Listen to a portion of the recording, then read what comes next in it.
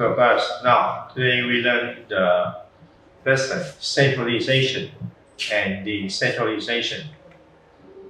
Centralization and decentralization. Now we have to distinguish the two terms. What centralization is and what decentralization is. So centralization is a process where the concentration of decision making is in a few hands. However, decentralization is a systematic delegation of authority at all levels of management and in all of the organization. Centralization is the systematic and consistent reservation of authority at central points in the organization. However, decentralization is the authority is retained by the top management for taking major decisions and framing policies concerning the whole concern. Rest of the authority may be delegated to the middle level and lower level of management. So centralization is the reservation of decision-making power at top level.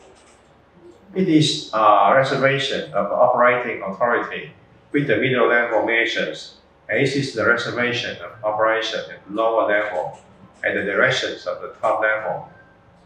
Decentralization, on the other hand, is the complete only when fullest possible delegation has taken place. Now, we look at the example of centralization.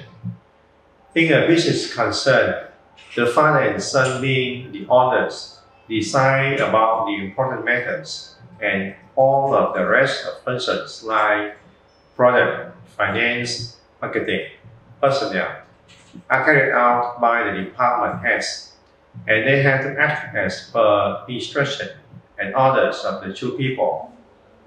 Now we look at the example of the decentralization. The general manager of a company is responsible for receiving the leave application for the whole of the concern. The general manager delegates his work to the personnel manager, who is now responsible for receiving the leave applicants. In this situation, delegation of authority has taken place. On the other hand, on the request of the personnel manager, if the general manager delegates this power to all the departmental heads at all levels, in this situation, decentralization has taken place. Now we look at the factor. Centralization is desirable when we use remote information is valuable in decision making, and the information can be communicated to central decision makers at a moderate cost. However, decentralization is desirable when local decision makers have access to important information that cannot be easily communicated to central decision makers. Or remote information is not valuable in local decision makings. Or remote information is valuable in decision making and is very inexpensive to communicate. We look at the trust. Central decision makers don't want to or cannot trust local decision makers for important decisions. However, in decentralization, local decision makers don't want to or cannot trust central decision makers for important decisions. In motivation, local decision makers work harder or better when told what to do by someone else, likely to be less common in the future. However, in the decentralization, local decision makers work harder or better when they make decisions for themselves, likely to be more common in the future. Now here we look at the diagrams.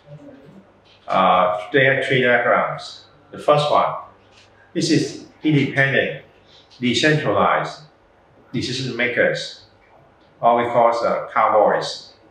The second diagram, this is centralized decision makers, or we have the other name is commanders.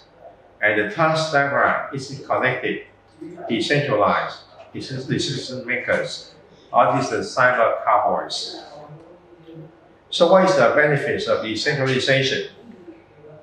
They less burden on the chief executive, as in the case of centralization.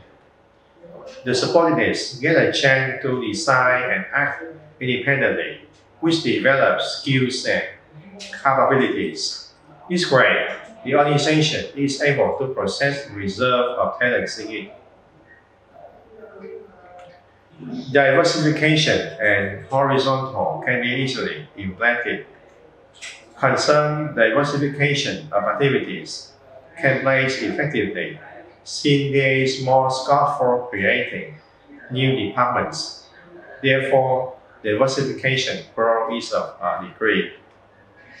Operations can be coordinated at divisional level, which is not possible in the centralization setup. There is greater motivation and morale of the employees, since they get more independence to act and decide. Coordination, to some extent, is difficult to maintain, as there are lots many department divisions, and authority is delegated to maximum possible extent. That is, to the bottommost level delegation reaches. The larger the size of a concern, the centralization setup is suitable in it. So here are some drawbacks of decentralizations.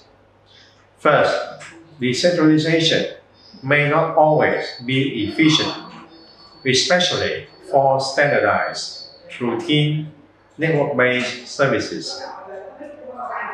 The second drawback is weak administrative or technical capacity at local levels, may result services being delivered less efficiently and effectively. And the third one is administrative responsibilities may be transferred to local levels without adequate financial resources and make equitable distribution or provision of services more difficult. Thank you, class. Goodbye.